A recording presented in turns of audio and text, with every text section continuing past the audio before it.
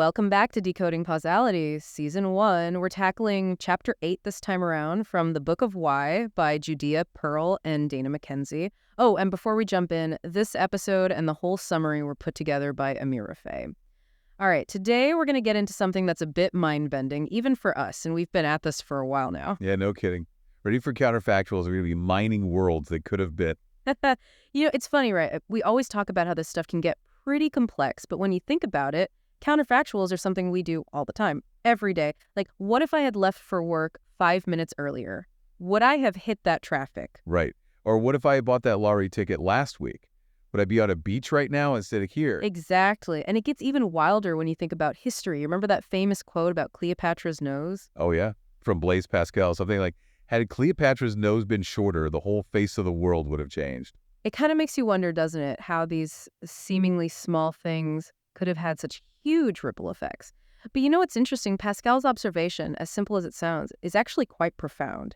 It highlights how we as humans intuitively grasp this idea of alternate realities. And that's what we're going to be analyzing today, formally. We're going to take this natural human ability to imagine what-ifs and put it under the microscope of causal reasoning. Yeah, and to do that, let's quickly recap where we've been. We've spent a lot of time building up a toolkit for understanding how interventions impact populations, right? We've talked about randomized controlled trials, all that stuff with observational data, backdoor adjustment, instrumental variables, and so on. All super important tools, especially when we're trying to understand average effects. Like, okay, on average, this medication seems to lower blood pressure in a certain group of people. And that's valuable, right? Especially for public health, for policy decisions. But what we're doing today is zooming in even further. We're moving to what Pearl calls the top level of causal reasoning, where we're tackling individual level causation. Which is where things get even more tricky.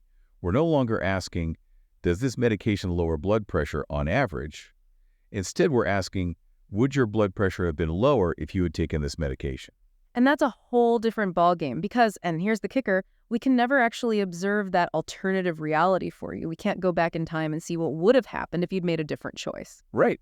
And yet, think about how much of our lives hinges on these what-ifs. Our feelings of regret, or when we're trying to assign responsibility or give credit. All of this depends on our ability to compare what actually happened with what could have happened. It's like we're constantly running these simulations in our heads, trying to figure out the different paths our lives could have taken. It's a pretty amazing ability when you think about it. It's what allows us to learn from our mistakes to make better decisions in the future. Exactly. This ability to mentally simulate different scenarios is a key part of how we understand cause and effect in the world around us. Okay, so now for the million-dollar question. How do we actually get a grip on these unobservable counterfactuals? Is it even possible? Well, the good news is it's not as hopeless as it might seem. We can actually extract information about these what-if scenarios using the data we do have, both from just observing the world around us and from conducting experiments. That's actually pretty encouraging. And I'm also curious about how we can represent these individual level causes in our trusty causal diagrams, the ones we've been drawing all along. Ah, yes, the diagrams. We might need to look at them a little more closely to really appreciate how they capture these individual level what-ifs. Yeah, that makes sense. And while we're at it, we should probably touch upon this concept of potential outcomes, which seems pretty central to all of this. Right. Potential outcomes offer a really direct way to think about counterfactuals. So imagine an individual, and they're faced with a choice. They take an action. Now, there's the outcome that actually happens, and then there's the potential outcome, what would have happened if they'd taken a different action. The tricky part is we only ever get to see one of those outcomes play out in reality. The other one remains hidden, a what could have been. Exactly. But the idea is that both of those outcomes exist, even if we only see one. And that's how we start to get a handle on these counterfactuals. Okay, so that's potential outcomes. Now, let's talk about how we actually model these counterfactuals. Up until now, we've been using causal diagrams, right, as part of structural causal models, or FCMs. And I remember our discussion about the firing squad example. Oh, yeah. Maybe not the most cheerful example, but it was a good one to illustrate how we can use these models to think about what-if questions on an individual level. Definitely. Like, would the prisoner have survived if a specific shooter hadn't fired? That's a very specific individual level counterfactual. We're not talking about the average prisoner across multiple firing squads. It's about this prisoner in this particular situation. Right. And it forces us to really consider the impact of specific actions on specific individuals. Now, there's another framework we should talk about, the Neyman-Rubin causal model. This one focuses on those potential outcomes we just discussed. It's a powerful approach, especially when you're dealing with statistical analysis. And it's interesting to compare how counterfactuals are understood in both the SCM framework, with its reliance on causal diagrams, and the Neyman-Rubin model. And you know what's funny? Donald Rubin, one of the key figures in the potential outcome framework, has actually been pretty skeptical about using causal diagrams. Yeah, he's expressed some strong opinions about that. The argument from the Rubin camp is often that you can do rigorous causal inference through carefully defining potential outcomes and using statistical assumptions without needing to visually represent things in a diagram. So they're saying the diagrams aren't really necessary. That's the gist of it, yeah. But from the perspective of those who use SEMs, like Pearl, what do those diagrams actually bring to the table when we're dealing with counterfactuals? What's their advantage? Well, for one thing, they provide a visual language for expressing our assumptions about how the world works. It's a way to make our causal hypotheses explicit. And that can be really helpful, especially when things get complex. So they're like a roadmap for our thinking. Yeah, you can think of it that way. They help us to see the pathways through which an intervention might lead to an outcome, both in the real world and in that counterfactual world we're trying to imagine. I see. Like, if changing one factor might have an indirect effect on another, the diagram helps us trace those connections. Exactly. It can make our thinking about these complex relationships much more transparent and intuitive. And I bet it also helps us to avoid some common pitfalls. Like, remember when we talked about identifying confounding variables, those sneaky backdoor paths that can lead to spurious correlations? Oh yeah, the diagram is essential for spotting those. And in a counterfactual scenario, the diagram also helps us consider how those confounding factors might play out in that imaginary world we're constructing. Okay, so we've been talking about this in a pretty abstract way. Let's get down to Brecht attacks. You mentioned two areas where this idea of counterfactuals is super relevant in the real world: the legal concept of but-for causation and the science of climate change. Let's start with the legal side. How do counterfactuals help us understand this but-for idea? Okay, so in law, the but-for test is a really basic principle. It's used to figure out if someone's action actually caused a particular harm. And the question it asks is, would the harm have occurred but for the defendant action? So it's a pretty direct counterfactual question, right? We imagining a world where the defendant didn't act and then trying to assess if the injury would still have happened. Exactly. Let's say a factory illegally dumps a bunch of toxic waste into a river. And then people who live downstream start getting sick. The but-for test would ask, would those people have gotten sick if the factory hadn't dumped the waste? Right. And if the answer, based on the evidence, is no, then the factory's action is considered a but-for cause of their illness. And I bet we can formalize this using that potential outcomes notation we talked about earlier. Oh, absolutely. If we say Y1 means getting sick and X equals 1 means the factory dumping the waste, what we're interested in is the probability that the people would have gotten sick if the factory hadn't dumped the waste, given that they did get sick Y1 and the factory did dump the waste. So that's what we call the probability of necessity, right? It's the probability that the action was necessary for the outcome to occur. You got it. And this is a great example of how something that seems kind of abstract, like counterfactuals, has very real and practical implications in the legal world. Absolutely. But it's not always that straightforward, is it? I mean, sometimes the chain of events can get pretty complicated, and that's where this ideal proximate cause comes in, right? You're right. The but-for test can sometimes lead to a kind of absurdly broad idea of liability. Like, imagine you drop a banana peel on the sidewalk and someone slips on it and breaks their leg. Okay, so far, so good. Seems pretty straightforward. But then while they're in the hospital recovering from their broken leg, they get a nasty infection. Now, technically, your action of dropping the banana peel could be considered a but-for cause of that infection. Because if you hadn't dropped the peel, they wouldn't have been in the hospital in the first place, and they wouldn't have gotten the infection. Exactly. But that feels kind of wrong, doesn't it? Legally and intuitively, it seems like your action is way too far removed from that infection to be held responsible for it. So that's where proximate cause comes in. Exactly. Proximate cause tries to limit liability to consequences that are a more direct and foreseeable result of the initial action. It's about drawing a line and saying, okay, at some point, this chain of events becomes too remote to hold the original actor responsible.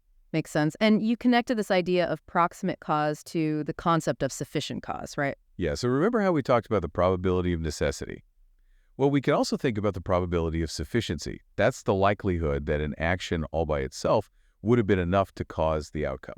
So in the banana peel example, the probability of necessity is pretty high. If you hadn't dropped the peel, they wouldn't have broken their leg and probably wouldn't have gotten the infection. Right.